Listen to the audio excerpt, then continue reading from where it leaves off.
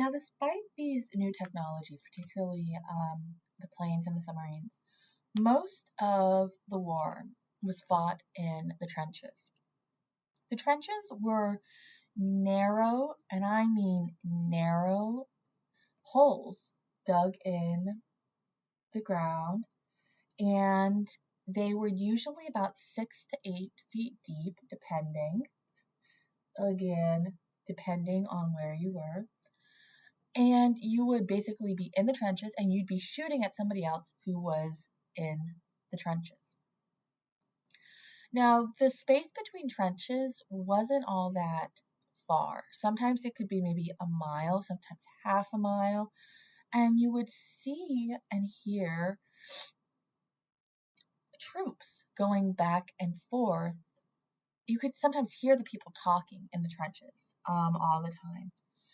And on the whole, if you were stuck in the trenches, that was your life. You would have constant bombardment of guns.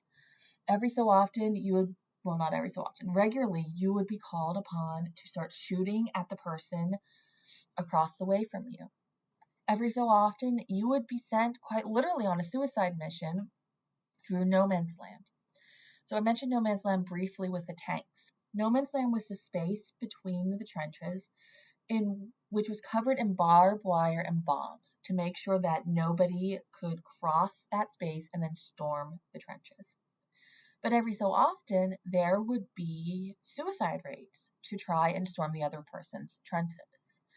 And the idea was, if you can take their trenches, you have now captured half a mile, 2 miles worth of land, and you have moved forward the British line, the Belgian line, the French line, the German line. This is not an effective form of warfare because it really caused a stalemate for most of the 4 years of the war. You had people who would say, okay, well, we're in the trenches, and as I mentioned before, there was no decisive battle. You would capture a trench maybe 100 feet away. Yay, you have moved the line 100 feet. Well, guess what? Next week, the enemy is going to recapture that trench and go back and take it over. And it goes back and forth and back and forth and back and forth.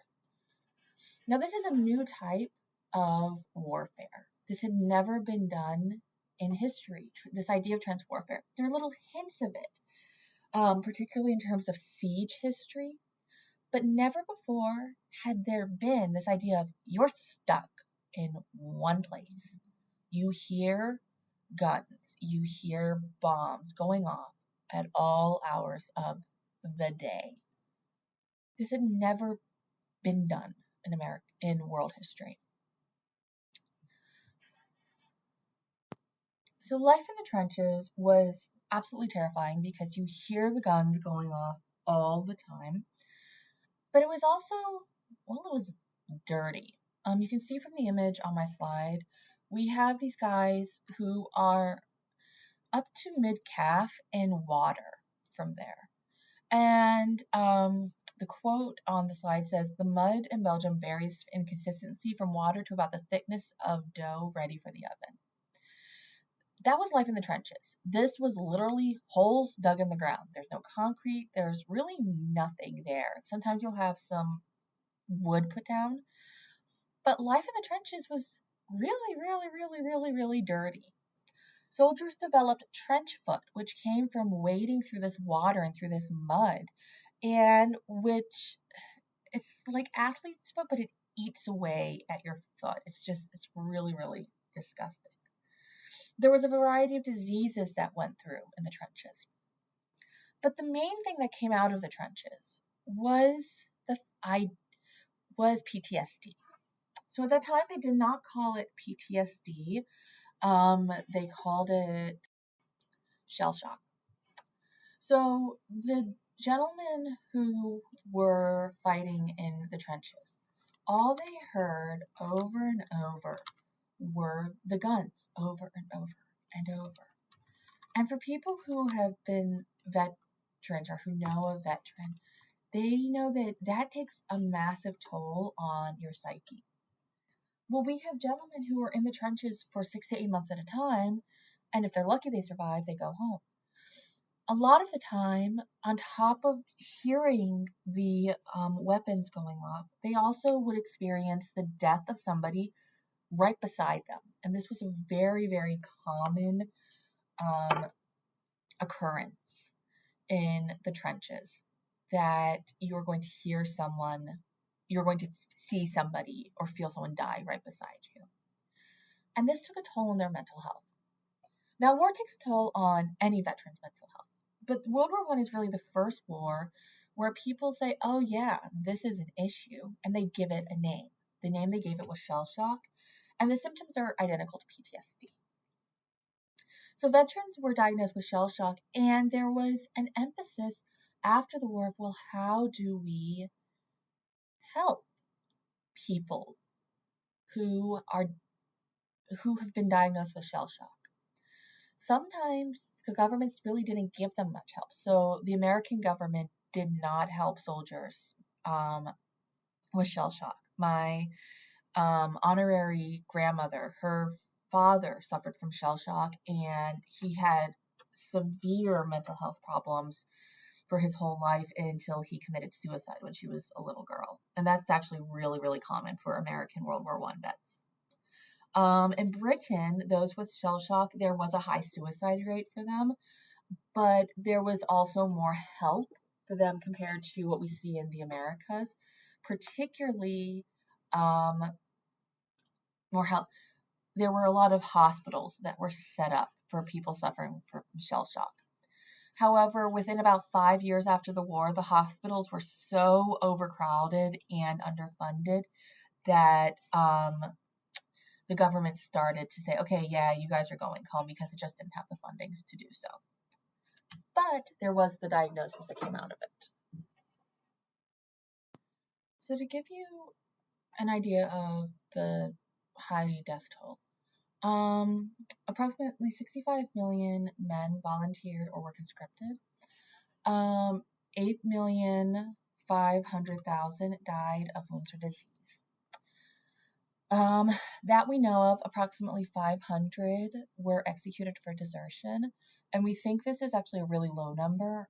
We think there's actually higher, but people didn't actually record these deaths due to morale. So a lot of the people who were executed for desertion for trying to run away were people who were suffering from PTSD and who had been in the trenches for months, usually sometimes over a year without a break, and they just lost it and tried to leave, and they were executed by every army for this. On top of that, 8 million horses died and 1 million dogs died. So even though we have tanks developing in World War I, we still have a major emphasis on horses and the cavalry to try and get officers through. There are attempts to try and use the cavalry to get across no man's land. It doesn't work. And so approximately 1 million horses died. We also have dogs who are sent to the trenches, and they're used for sending messages. They're used to try and figure out what's the term I'm looking for? They're used to try and smell the bombs and stuff. But there were also a high casualty rate of dogs in England that were of quote unquote German origin.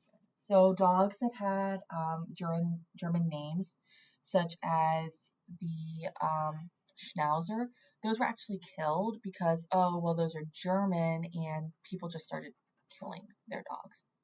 So this 1 million is actually very low, and it doesn't take into the number of dogs that were killed at home. There was also a high death rate for pigeons. So pigeons were used to carry messages in areas where people were worried that someone had, what's the word I'm looking for? That someone had tapped the wires for their phones, or in areas where the phone lines had actually been destroyed. So in that case, well, they're going to use a backup, and the backup is going to be a pigeon, and they'll send the pigeon with a message. So we think about 100,000 pigeons were used during the war, were killed. And that's probably a very, very low estimate. Okay, so there's this massive high death rate. And this is a death rate unlike what Europeans had seen in any other war. The level of death was so much so that battles were deadlier than they had been in any other war. So the deadliest battle during the war was the Battle of the Somme, in which 3 million people were at the Battle of the Somme fighting, and 1 million died. And this is on all sides put together. This is a third of the combatants are dying in the Battle of the Somme. This is just astronomical and death on a scale that had never ever been seen before in Europe.